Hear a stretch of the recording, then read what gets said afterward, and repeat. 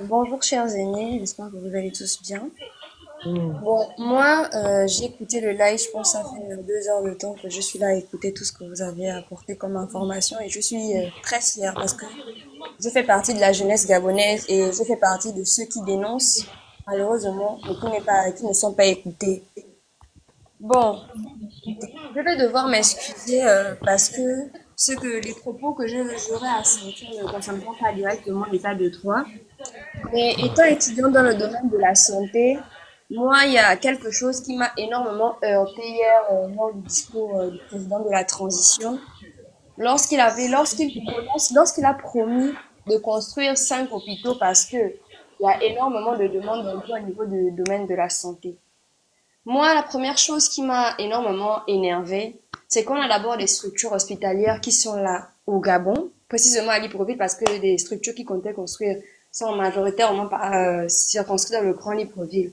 Nous avons des structures sanitaires avec des conditions exécrables qui sont là depuis des années, dont les travaux de rénovation n'ont même pas été entamés, qu'on va déjà vouloir construire 5 autres hôpitaux. Sachant très bien que l'économie du Gabon, parce que le Gabonais est tellement adepte du populisme que notre cher président de la transition fait preuve, qu'il n'essaye même pas d'essayer de s'informer sur l'état économique de notre pays qui ne fait que flancher de jour en jour. On ne peut pas lancer tous les jours des projets en puisant dans les fonds de l'État sans pour autant pouvoir permettre à un seul projet d'aboutir à atteindre une fin. Tel jour, on lance un travaux, tel jour, on lance tel travaux. Mais avec quel argent, d'ici 2 ans, 3 ans, les Gabonais vont vivre s'il faille que tous les jours, nous puissions lancer des projets à tout va sens parce qu'on réagit avec l'émotion pour pouvoir plaire à tout le monde. Les Gabonais vivront de quoi? Nous sommes, nous, des jeunes. C'est à nous de pouvoir relativiser sur ça. La politique, elle est réelle. C'est comme moi, j'ai rigolé un peu sur mes stories hier en disant, la politique au Gabon, c'est comme une relation toxique avec un pervers narcissique qui te promet tous les jours de changer, mais te torture physiquement, psychologiquement et même spirituellement. Parce que j'ai l'impression que la jeunesse gabonaise est endormie et ne veut pas se révéler alors que les réalités sont face à nous. Nous traversons des déboires complexes en moins de 2 ans. Le coût.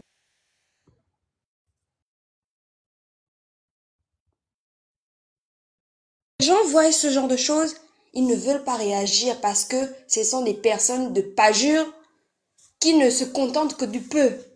Moi, j'ai 24 ans.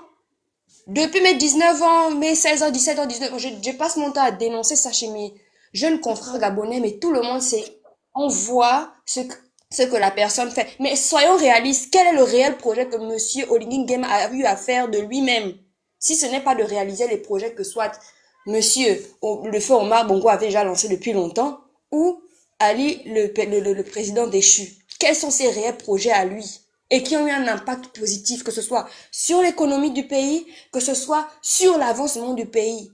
On ne peut pas lancer des trucs à tout va sens sans pour autant réaliser l'impact et l'ampleur que ça aura sur l'économie et sur la vie future des Gabonais.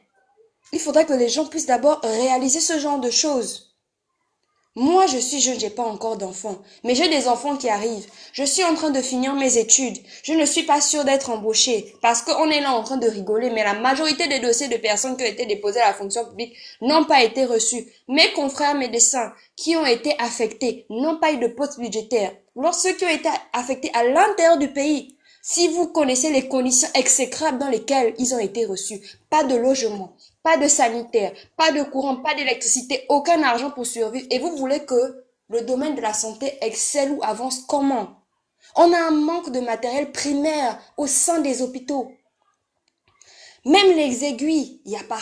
Les seringues, il n'y a pas. Mais moi, je trouve ça vraiment déplorable que nous soyons obligés de demander aux patients eux-mêmes d'aller fournir le matériel nécessaire alors que dans un pays digne de ce nom, le matériel de premier soin est censé être fourni par l'hôpital qui est récupéré lorsque le patient va payer ce qu'on appelle la mise en observation. On On fait a des même dotations, des tuk-tuk. On n'a pas ça. Les laboratoires qui Bon, permettent de faire, moi je fais de la biologie, je suis étudiante en biologie médicale, mais je trouve ça déplorable que dans la majorité des laboratoires de tous les CHU de l'IPOP dans lesquels j'ai exercé, il y a toujours un manque de réactifs. Alors que il y a un manque de réactifs. Mais comment est-ce qu'on va pouvoir permettre aux Gabonais de se soigner correctement, même de découvrir la maladie qu'il a à l'intérieur de lui-même, s'il n'y a pas la possibilité de faire ses examens? Même la numération formule sanguine, parfois ça manque. C'est l'examen le plus primordial. partagez-moi le live, s'il vous plaît. Tapotez le live et envoyez C'est les objectifs de l'équipe Goodbye. le plus primordial dans la santé. Mais il n'y a pas de réactifs. L'absence des médicaments au sein Partagez le live, s'il vous plaît. il n'y a pas. Et on est là en train de crier que, oh, Oligui ceci, Oligui cela. On va dire qu'à l'époque d'Ali, c'était la même. Mais nous ne nous rendons pas compte que ça devient de mal en pire. Soit on veut un changement réel, soit on s'accroche à la médiocrité. C'est ça le problème de la jeunesse gabonaise. On vit dans le populisme. Et on est Elle a 24 ans. 24 ans. de leur personnalité. Moi, je suis que dans tout le grand Libreville, depuis quand même à l'époque d'Ali Bongo, c'était que pendant les campagnes qu'on voyait ces effigies partout. Petit truc, c'était, moi j'ai pleuré, hein. J'ai appris il y a un jardin il y avait un jardin au niveau du 5e arrondissement, celui qui a été cassé. Là où il y avait le Libanais qui était venu prendre, c'était un jardin municipal. Moi, j'ai fait la maternelle là-bas. Aujourd'hui, je déplore quand ça devient maintenant un Prytanée militaire alors que c'était ouvert pour toute la population gabonaise. Pourquoi faire ça un Prytanée militaire? Petit truc, et puis juste CTRI. Petit truc, et puis juste CTRI. Ni le président de la transition. Tout ce qu'il fait, il le fait au nom du Gabon et non au nom du CTRI. Merci. Pourquoi le Gabon, Fredo, tu écoutes une petite gamine de 24 ans. les Gabonais ne font pas Fredo bien. Avec les poils. C'est déplorable. 24 ans. Bébé. Je ne sais pas. À un moment donné, il faudrait... Elle est bébé, 24 ans. Il faut appeler Claire Newman la référence. Elle va venir écouter comment un bébé de 24 ans. C'est elle qui parle comme ça du Gabon. Excusez-moi, mes amis. Fini ma petite soeur, fini. Il y a un souci qui est réel, celui de la CNAM-GS. Et on ne parle pas de ça. Est-ce que vous vous rendez compte que la CNAM-GS, c'est une structure qui a coupé son micro. Oh là là. Le côtier. Côtier là, vraiment. J'ai réouvert son micro. Je disais, la CNAM-GS est une structure, pour ne pas dire une assurance nationale, qui permet aux Gabonais de se soigner de manière digne malgré les difficultés financières. Mais aujourd'hui, la CNAM-GS a des devoirs avec l'État. Nous ne nous rendons pas compte que la CNAM-GS, on a le droit de payer une ordonnance de CNAM-GS entre 8h et 12h dans les pharmacies. Mais si quelqu'un fait un accident, quelqu'un tombe malade au milieu de la nuit et qui n'a pas les moyens de pouvoir se munir de médicaments, la personne va faire comment? Moi, j'ai vécu ça, j'étais hospitalisée la semaine dernière. Je suis gabonaise économiquement faible. Ma maman était obligée de débourser près de 30 000 dans la nuit parce qu'il fallait m'acheter le matériel nécessaire qui non seulement qui manque dans les hôpitaux et les médicaments pour pouvoir faire ma prise en charge à l'hôpital, malgré le fait que je sois personnel de santé. C'est des choses sur lesquelles les Gabonais doivent d'abord réaliser que le Gabon est en train de rentrer dans une chute exponentielle. Et si on ne réalise pas ça, on sera... Ne nous laissons pas abasourdir par le fait que moi c'est comme, excusez-moi du terme, hein, on retourne à l'ère de Bongo Père où on était à l'époque de la pose de la première pierre. Là, c'est le lancement de nouveaux projets. Mais, laisse-moi un ou deux projets aboutir. On va parler de Maïs Missi, que Maïs Missi a été un mauvais ministre de l'économie, mais le pauvre ne faisait qu'appliquer les excès d'une personne qui réagit dans l'émotion. Un président est une personne qui est censée réagir à sang-froid. Il n'est pas là pour pouvoir plaire à tout le monde. Il réagit, il pose des actes concrets. Un bébé. 24 ans. Et moi, je dis bien, on ne peut pas... La fille là, c'est qui, Seigneur? 24 ans. Moi, je On suis ne vieux peut coco, pas 35 donner, ans, 11 ans d'écart. On me Fredo avec les poils aux fesses. Viens on ne sur peut pas Sanso, donner, Ligi, Fredo, bien, Ngungo. Parle, ma petite sœur.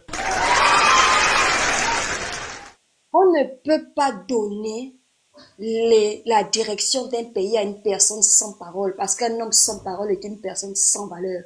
Le 30 août, il a dit, je vais laisser le pouvoir aux civils et je ne me représenterai pas. Il y a d'abord cette phrase, je ne me représenterai pas et je laisserai le pouvoir aux civils.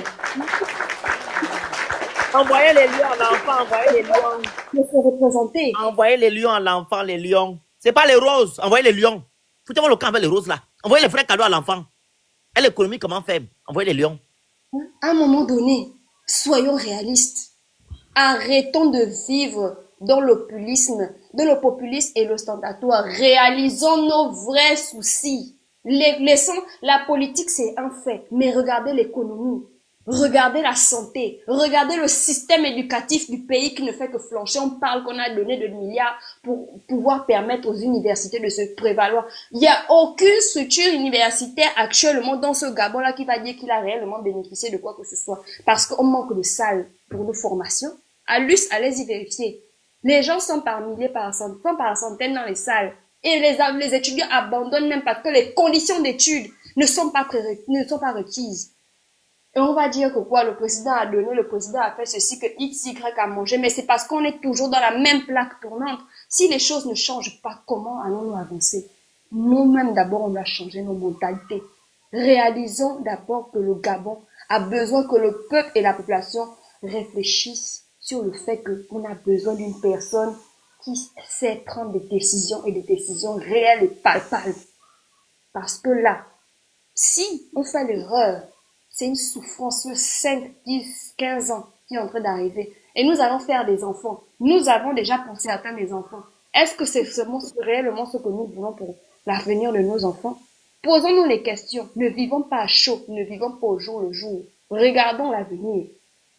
Regardons réellement l'avenir.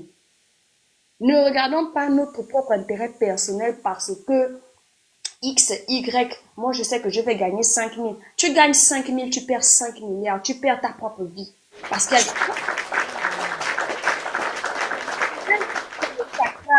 y a combien de Gabonais qui sont morts parce qu'on ne respecte pas le Gabonais dans son propre pays. Ouvrons les yeux, s'il vous plaît. Mes chers amis, mes chers parents, ne vivons pas dans l'émotion parce que c'est l'émotion qui tue.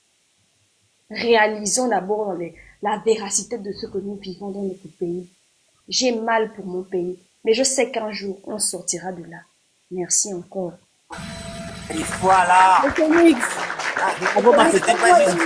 Donne-moi 2 minutes. Non, restez attends d'abord. C'était pas juste. Laisse-moi faire le kunabilisme une seconde.